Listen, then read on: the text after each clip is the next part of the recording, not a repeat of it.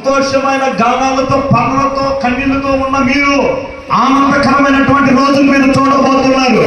సంతోషకరమైన రోజులు చూడబోతున్నారు. ఎలా చూస్తారంటే చదవండి, సామెతలు 19:17. పేదలను కనుకరించువాడు యెహోవాకు అర్పించువాడు, వారికి ఉపకారములకు ఆయన ప్రత్యుపకారము చేయండి. చదవండి. పేదలను కనికరించువాడు యెహోవాకు అర్పించువాడు, వారి ఉపకారములకు ఆయన ప్రత్యుపకారము చేయును. ఆమేన్. మీరు గాని ఈ విత్తనాలు ఉండాలి. ఏ విత్తనాలు ఉండాలి? ఏ విత్తనాలు ఉండాలి? పేదలను కనికరించే విత్తనాలు ఉండాలి. ఆ విత్తనాలు ఎలా ఉండాలో తెలుసా? మీరు చేసే సహాయం అంటే దేవునికి అప్పించినట్టు ఉంటుందంట. ఎవరైనా సరే మరణకరమైన పరిస్థితుల్లో కానీ బాగా బాధతో ఉన్న వాళ్ళ దగ్గరికి వెళ్ళి మీరు కానీ సహాయం చేస్తే దేవుని కప్పించిన వాళ్ళు అవుతారంట. ఆమె చాలా మంది దైవ సేవకులు ఆ మధ్యకాలంలో చాలా ఇబ్బందులు వచ్చినప్పుడు సహాయం చేస్తూ ఉంటారు. వాళ్ళ కాలం ఉన్నంత వరకు వాళ్ళు ఏమంటారు కలిపి ఫోటోలు తీసుకొని ఫ్లెక్సీలో పెట్టుకొని నేను దానం చేసేదాన్ని దానం ఉంటే దాన తత్వం ఏదో అంటారు కదా, ఆ కొటేషన్లు పెట్టుకోవడానికి కాదు. హల్లెలూయా. వాళ్ళు దానం చేసే వాళ్ళందరూ ఎందుకు మెప్పు పొందుతారంటే దేవుడి దగ్గర మెప్పు పొందుతారంట. ఆమె దేవునికి అప్పించిన వాళ్ళు అవుతారంట. హల్లెలూయా. చెప్పు హల్లెలూయా. హల్లెలూయా. పేదలకు కానీ మీరు కానీ సహాయం చేస్తే ఆయన దేవాతి దేవుడు ఉపకారం ప్రత్యుపకారం చేయండి. హల్లెలూయా. పేదలకు ఇచ్చేవానికి లేరు కలదు, కనులు మూసుకున్న వానికి బహు శాపం కలుగును. ఆమె వింటున్నారా? ఉన్న లేకపోయినా పేదలకు పెడుతుంటారే, ఉన్నోడు బాగా భయపట్టుకొని అనుకుంటాడే భయంకరమైన శాపాలు కలుగుతాయి అంట. చూడండి, సహాయం చేయకుండా ఉంటాడే వాళ్ళే ఎక్కువ అనారోగ్యాలు గురవుతూ ఉంటారంట. బహు ఏదానికి మూసుకున్న వారికి బహు శాపం కలుగును. ఆమె బిగబట్టుకున్న వారికి బహు శాపం కలుగును. హల్లెలూయా. మీరు ఎలా ఉండాలంటే బీదలను కనికరించే వారిగా ఉండాలి. బీదలు ఎవరు? బీదలంటే ఎవరు? బీదలంటే ఎవరు? బీదలంటే ఎవరు? బీదలంటే ఎవరు? చెప్పండి. బీదలంటే ఎవరు? లేనుడా? దేవుడి సత్యం తెలియలోనే బీదోడండి. దేవుడి మార్గం తెలియలోనే బీదోడండి. తొందరపడి మాట్లాడుతుంటారే వాళ్ళే పేదోళ్ళు. పేదోడు హల్లెలూయా. నేనైతే అట్లనే చూస్తాను. అంటే మీరు నమ్మండి నమ్మకపోండి, మీరు నమ్మండి నమ్మకపోండి, నేనంటే పరమ వాళ్ళకు కూడా నేను సహాయం చేస్తాను. నేనంటే పరమ పాత్రలకు కూడా కాలు పెడతాను. గొప్ప చెప్పడం కాదు, నేను ఆ నుంచి నేర్చుకున్నాను. అక్కడి నుంచి మైగంగా నుంచి నేర్చుకున్నాను. హల్లెలూయా. హల్లెలూయా. వాళ్ళు ఆశ్చర్యపడే విధంగా దేవుడు చేస్తుంటారు అన్నాడు. ఆమె దేవుని సత్యం తెలియని వాడే పేదోడు. ఇంకొకటి చెప్పనా? దేవుని మార్గం తెలిసి పడిపోయేవాడే పేదోడు. దేవుని మందిరానికి వచ్చి ఇంకా అదే ఊరిలో నుంచి బయటికి రాకుండా ఉంటాడే వాడే పేదోడు. హల్లెలూయా. హల్లెలూయా. మీరు అప్పియాలంటే ఏం అప్పియాలి? డబ్బులు ఇస్తారా? ఉన్నాయా? డబ్బులు ఉన్నాయా? తెచ్చారా? మీరు పెట్టారా? మీరు తెచ్చారా? మన దుబాయ్ పోయి ఇచ్చాడు. దుబాయ్ బొంబాయి. ఆమె అది కాదు అప్పు ఇవ్వడం అంటే ప్రార్థన. ఆమె ప్రార్థన ముందుగా అప్పుగా చేసి పెట్టండి. హల్లెలూయా. అప్పుగా ఇచ్చే వాళ్ళ నిమిత్తం ప్రార్థన చేసి వాళ్ళకి అప్పించేసేయండి. ప్రార్థన చేసి ఆమె నీ శత్రువు అయినా సరే వాళ్ళ నిమిత్తం ప్రార్థన చేసి వాళ్ళకి అప్పించినట్టు అయిపోతుంది. మీరు ప్రార్థన చేస్తే మళ్ళీ బదులు వస్తుంది. చదవండి చివరి మాట చదివి నేను ముగిస్తాను. 2 కొరింథీ 4:6. కనుక మేము మిమ్మల్ని గురించి ప్రకటించుకోవడం లేదు కానీ క్రీస్తు యేసుని గురించి ఆయన ప్రభువనియు మిమ్మల్ని గురించి యేసు నిమిత్తము మేము మీ పరిచారికలోనియు ప్రకటించుచున్నాము. హల్లెలూయా. హల్లెలూయా. కనుక మేము చదవండి, మమ్మల్ని గురించి ప్రకటించుకోవటం లేదు. 2 కొరింథీ 4:6 కనుక మేము ఆ, మమ్మల్ని గురించి ప్రకటించుకున్నట్లేదు కానీ ఆ, క్రీస్తు యేసుని గురించి ఆ, ఆయన ప్రభు మరియు ఆ, మమ్మల్ని గురించి ఆ. యేసు నిమిత్తము మేము మీ పరిచారకులు మరియు ప్రకటించుచున్నాము. ఎవరు అంటున్నారు ఈ మాట? ఎవరు చెప్తున్నారు ఈ మాట? దేవుని సువార్త ప్రకటించే సేవకులు చెప్తున్నారు. హల్లెలూయా, హల్లెలూయా. ఇక్కడ ఉన్న వాళ్ళందరూ కూడా వినవలసిన విషయం ఏంటి అయ్యారంటే, ప్రతి ఆదివారం వస్తున్నారు. అది ఆచరణగా కాకుండా మీరు వినాల్సింది ఏంటంటే, మమ్మల్ని గురించి మీ గొప్పతనం గురించి మీరు మాట్లాడుకోకూడదంట. మీ గొప్పతనం గురించి మీరు మాట్లాడకూడదు. మీ ప్రాంత జీవితం గురించి నాకు ఈ దర్శనం అది కాదు మాట్లాడుకోవాల్సింది. అన్ని విషయంలో దేవుడి ముందరికి మీరు మాట్లాడాలంట. దేవుడే నన్ను బ్రతికించాడని అలాంట, దేవుడే నాకు స్వస్థత ఇచ్చాడని అలాంట, దేవుడే నాకు నన్ను బాగుపరిచాడని అలాంట. హల్లెలూయా. దేవుడే ప్రతి విషయంలో దేవుడే ముందు పెట్టాలంట. అపోస్తలుడైన పౌలు అదే అంటున్నాడు, కనుక మేము మమ్మల్ని గురించి ప్రకటించుకోవడానికి రాలేదు కానీ క్రీస్తు గురించి ప్రకటిస్తున్నామని చెప్తున్నాడు ఆయన. ఆమేన్. మీరు ఇలా ఉన్నారంటే ఇతరులకు క్రీస్తుని పరిచయం చేయాలి. మీరు ఇలా ఉన్నారంటే ఇంత స్థితిలోకి మీరు వచ్చారంటే క్రీస్తుని గురించి ఇతరులకు పరిచయం చేయాలి. నీ కెపాసిటీని కాదు, నీ తెలివితేటల గురించి కాదు, నీ జాగ్రత్తల గురించి కాదు, నువ్వు తీసుకున్న జాగ్రత్తల గురించి అసలు కానే కాదు. క్రీస్తునే పరిచయం చేయాలంట, క్రీస్తునే ముందు పెట్టాలంట. రాబోయే దినాల్లో మంచి సాక్ష్యాలు దేవుడు మీ జీవితంలో చేసి అన్నారు. అన్ని చెప్పాలంటే ఒకటి కాదు, రెండు కాదు. హల్లెలూయా చెప్పండి. హల్లెలూయా, హల్లెలూయా, హల్లెలూయా చెప్పండి. హల్లెలూయా, హల్లెలూయా. మీరు అత్యధికమైనటువంటి సంతాన వృద్ధి దేవుడు కలుగజేయబోతున్నాడంట. మేము అత్యధికంగా దేవుడు దీవించబోతున్నాడంట. మీతో అనేక ఆత్మలు దేవుడు నడిపించబోతున్నాడంట. సంతాన వృద్ధి అంటే అనేక ఆత్మలు ఇక్కడ రాబోతున్నాయి. ఇంటున్నారా? హల్లెలూయా. మీ ప్రార్థన ద్వారా చాలా మంది మారిపోతున్నారు.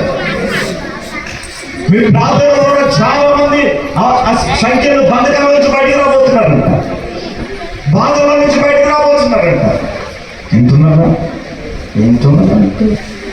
మీకేది కావాలంటే అది దేవుడు ఇస్తాడు. ఏం కావాలంటే ఇస్తాడు దేవుడు. నీకేది తినాలనిపిస్తాడు దేవుడు అది పంపిస్తాడు. నీకే దాకాలనిపిస్తాడు దేవుడు పంపిస్తాడు. నీకే కోరుకున్నా కోరిక దేవుడు నెరవేరుస్తాడు. నీ భర్తను నెరవేర్చదు కానీ ఫస్ట్ అయితే అబ్బా దాని ఫీలింగ్ అంటారుగా. ఎప్పుడు స్టార్టింగ్ లో హల్లెలూయా నువ్వు నా దేవాలయం, తర్వాత దెయ్యాన్ని అంటున్నాడు. 6 నెలలు 3 నెలలు పోతే ఇంక దెయ్యమే. ఆమె కట్టబెట్టింది మీ అమ్మ అయ్యి గమకాలు వేరే ఉంది అది. హల్లెలూయా. ఆ తిట్లు వేరే ఉంది. ఆమె చెప్పండి. హల్లెలూయా. ఎట్లా ఉండే ఉంది తెలుసా? నేను పెళ్లి కట్టకుండా అట్లా ఉన్నా. నువ్వు వచ్చి ఇక్కడ చెట్టయ్యా అంటుంది మళ్ళీ. ఎందుకు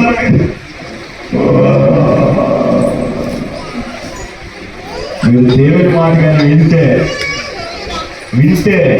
అన్ని విషయంలో దేవుడు అభివృద్ధిని ఇస్తున్నాడట.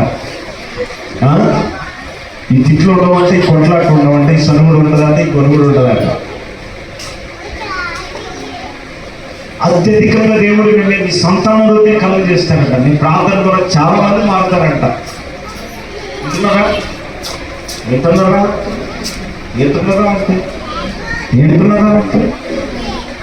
అదే మన మనసులో అనుకుంటే టక్కన చేసి పెడతాడు దేవుడు.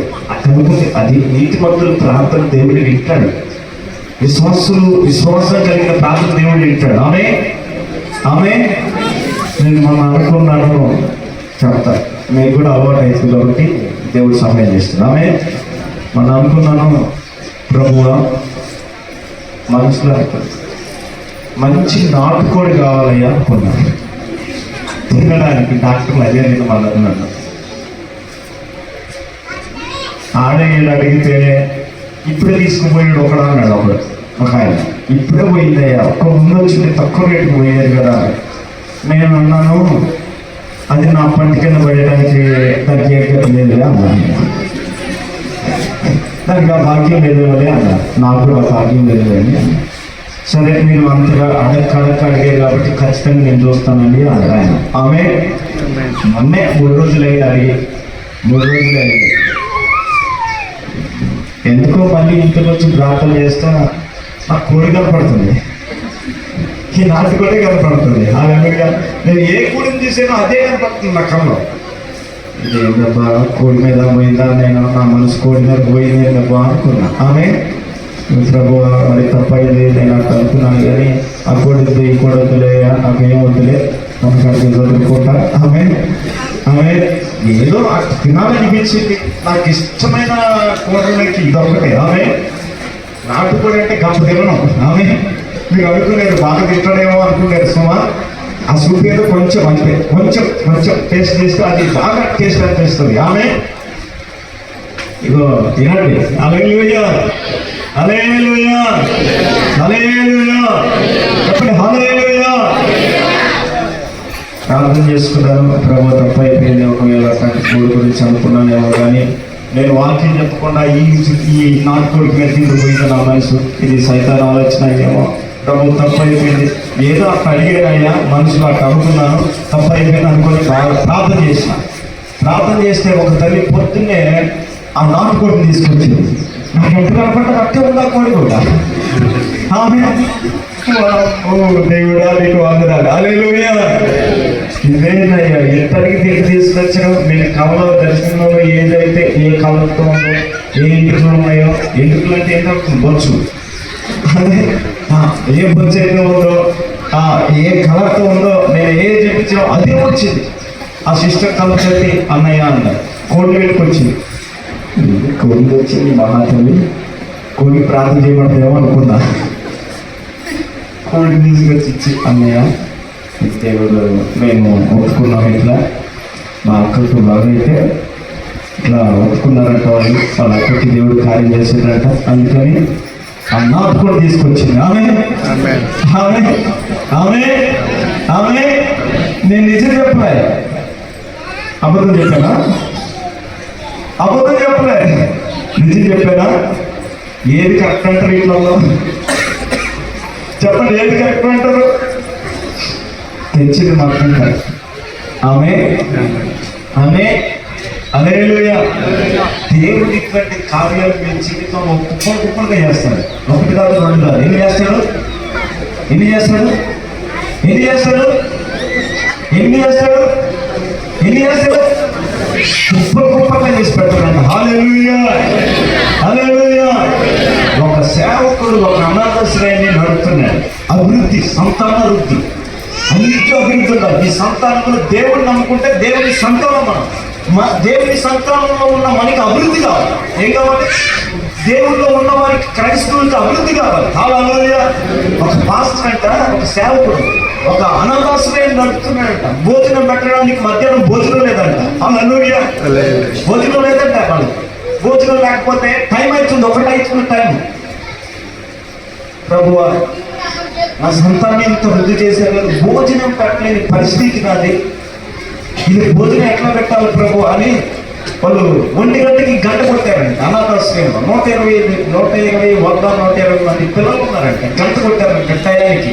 అక్కడ ఉన్న వంట వాళ్ళు ఆయన దగ్గరికి వచ్చి, సార్ పిల్లలు ప్లేట్లు కడుక్కుంటున్నారు, బియ్యం లేవు మన దగ్గర, రేషన్ లేవు, కూరగాయలు లేవు, ఇవన్నీ చేసి పెడదామంటే పిల్లలు ప్లేట్లు కడుక్కుంటున్నారు, వాళ్ళు క్లీన్ పెడదాం సార్ అంటే ఆయన చెప్పాడట, ప్లేట్లు వాళ్ళందరూ శుభ్రంగా కడుక్కోవడం, దేవుడు మంచి భోజనం పెట్టబోతున్నాడు అని చెప్పాడట. ఆమె ఆమె ఆమె వాళ్ళు ప్లేట్లు కడుక్కొని అందరూ లైన్గా కూర్చొని ఆ వంట వాళ్ళు కన్నీళ్ళు పెట్టుకుంటున్నారంట. ఆమె పిల్లలకి ఇప్పుడు అన్నం వండలేదయ్యా అని చెప్తే ఆ చిన్న పిల్లలు మనసు ఏమైపోతుందో, ఆ చిన్న పిల్లలు ఆకలి అమ్మడించిపోతున్నారు, వాళ్ళు చల్లార్చలేదు కదని ఆ వంట వాళ్ళు భోజనం పిల్లలు అందరూ లైన్గా కూర్చొని ఆ గిన్నె మీద కడతా ఉంటే ఆ వంట వాళ్ళు బాధ అవుతుందట. ఈ సేవకుడు ప్రార్థన చేసి, ప్రభువా నువ్వు ఇచ్చిన పిల్లలు లేదు, నేనేం చేయాలి, వేదలను తీసుకున్నా అంతే, వాళ్ళకి నేను నాకు శక్తి కొద్ది పోషించాను, నా దగ్గర డబ్బులు లేదు.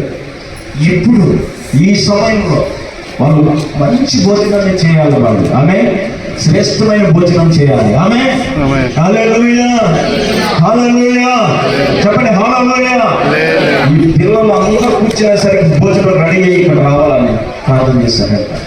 ఒక ఫంక్షన్ హాల్లో ఒక పెద్ద ఫంక్షన్ ఏర్పాటు చేసుకుంటే ఒక కార్యక్రమంలో ఆ అధికారి ఆ పెళ్లి ఏదో మొత్తానికి ఆ ఫంక్షన్ ఫెయిల్ అయిపోయిందంట. ఆమె ఫెయిల్ అయిపోతే ఇంచుమించు 150-200 మంది తినగలిగే చికెన్ బిర్యానీ మిగిలిపోయిందంట.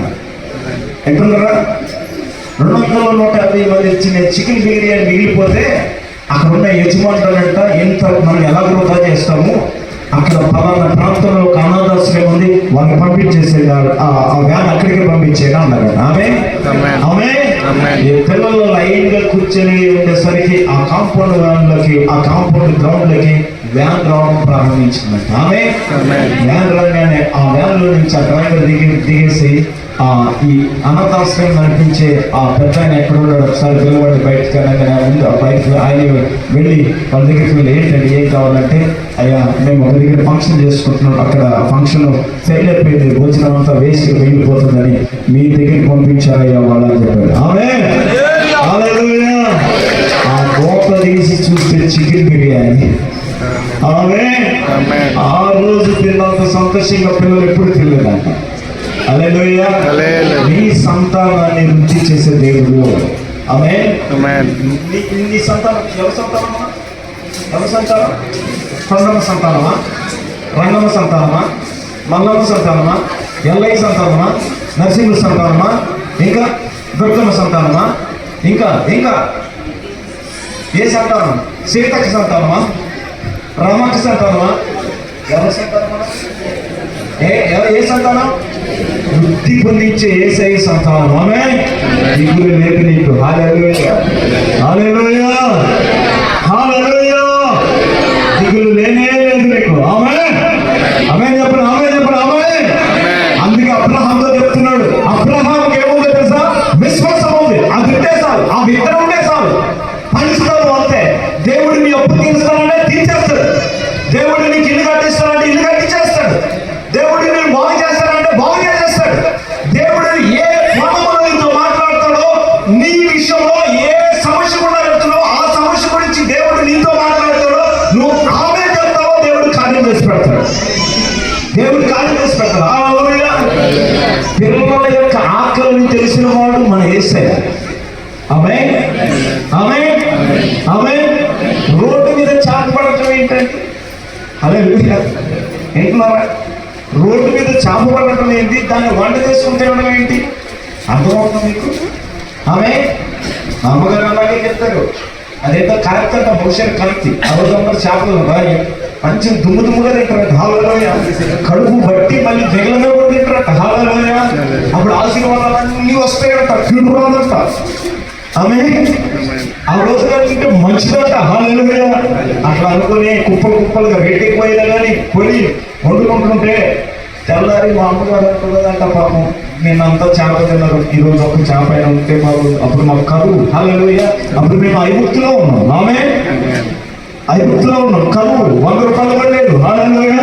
చేపలు పెట్టుకునే అంత భాగ్యం కూడా లేదు. ఆమె అప్పుడు మేము బురద పూసుకుంటున్నాం, పర్వ కింద ఉన్నాం. ఎవరి కింద ఉన్నాం? ఎవరి కింద ఉన్నాం? పర్వ అంటే ఎవరు తెలుసా?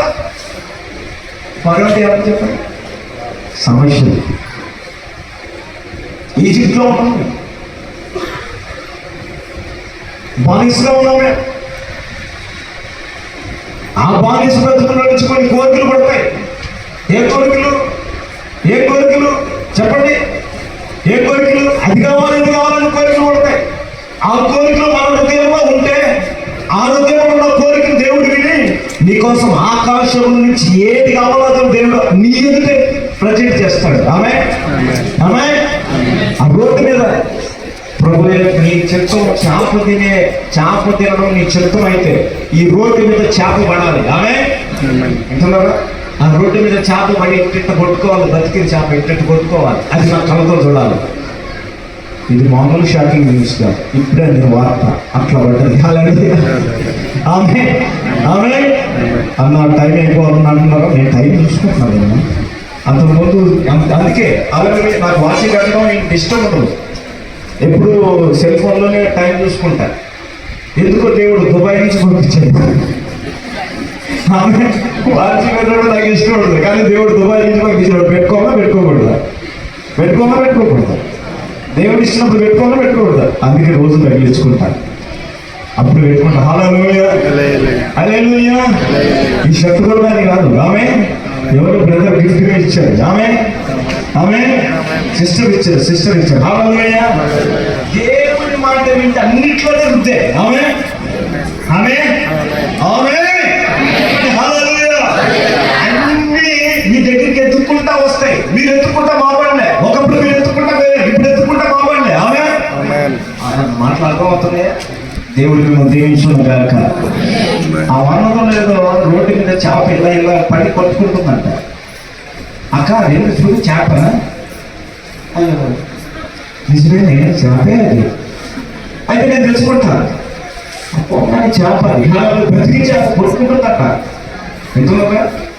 ఆ చేప తీసుకొచ్చి మా అమ్మగారు అక్కడ పెడితే పక్కన వాళ్ళంట, మీ ఫ్యామిలీకి సరిపడే చేప ఏ దేవుడు ఆడేసాడమ్మా.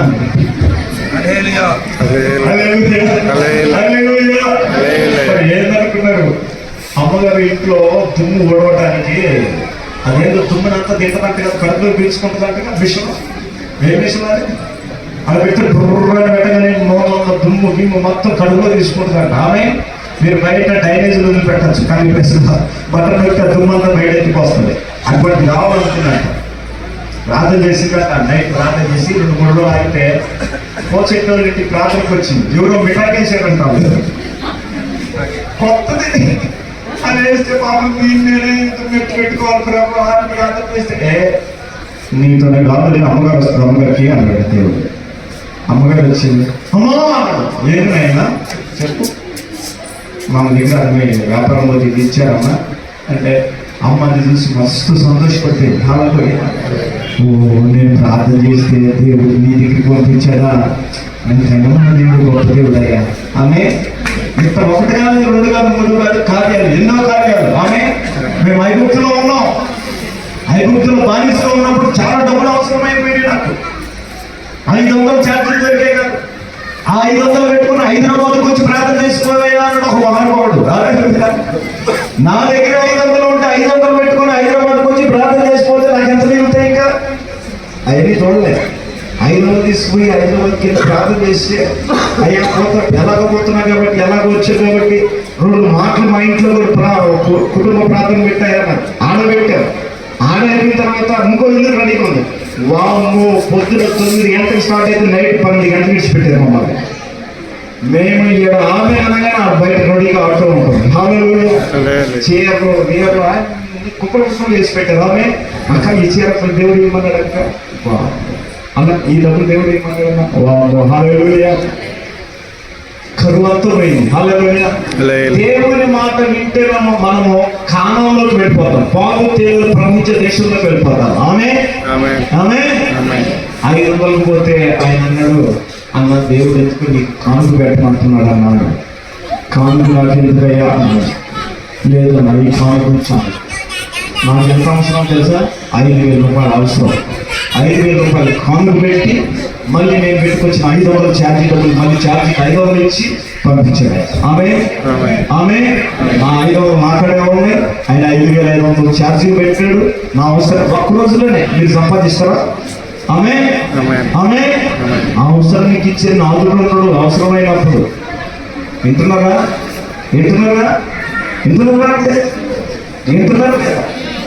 ఒకప్పుడు దేవుని మాట వినకుండా ఇష్టానుసారంగా తిరిగినప్పుడు విస్తారమైనటువంటి అధికమైన విస్తారం లేక అత్యధికంగా దేవుడు జీవిస్తాడని చెప్పిన ఆ మాటలు గ్రహించలేక తిరిగితే పాల డబ్బా కొనలేకపోయేది. మా చిన్న పాపకి పాల డబ్బా 230 రూపాయలని. ఆమె నేను మేస్త్రి పని చేసి కూడా మా పాపని సాధలేకపోయేది. పాలకి వారానికే ఇంచుమించు బాగానే డబ్బులు.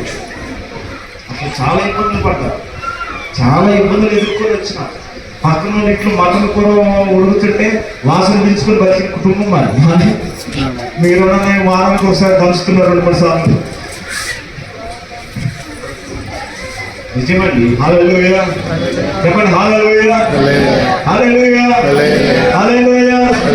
ఇప్పుడు కానీ మన ప్రాంతానికి నాకు వెళ్ళాను అనుకో, వాళ్ళు వదిలిపెట్టరు. ఆమె సంచిలో 7,000 పని. ఆమె నిండుగా వదిలిపెట్టరాడు. ఇంత తిన్నాడు, ఇంత పెడతాడు, ఇంత తిన్నాడు, ఇంత పెడతారు. ఆమె ఇది ఒకటి తాగరా అంటారు, విడిచిపెట్టాలి. ఈ విడిచిపెట్టినప్పుడు వాళ్ళు విడిచిపెడతారా? ఆ స్ప్రైట్ ఈయన మధ్య ఆడుతున్నాడు, ఆడ మధ్య ఇక్కడ ఫాలో ఆడుతున్నాడు. అత్యధికమైన ఆశీర్వాదం వింటే ఇవన్నీ బాగుపడే మాటలు. నేనైనా తప్ప కొట్లా వింటున్నారా?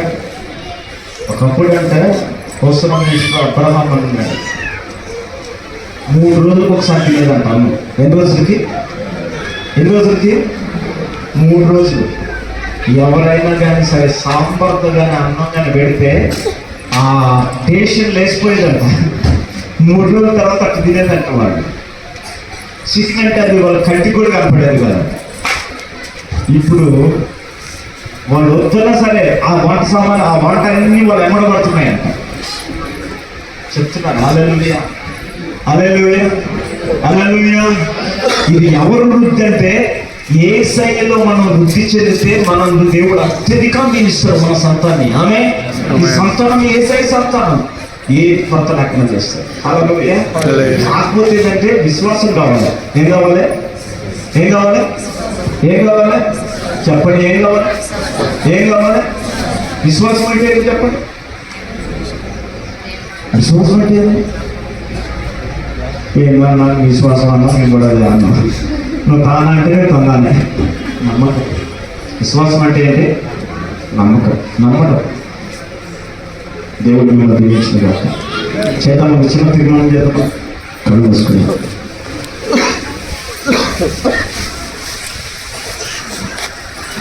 కళ్ళు మూసుకున్నాను. దేవుడు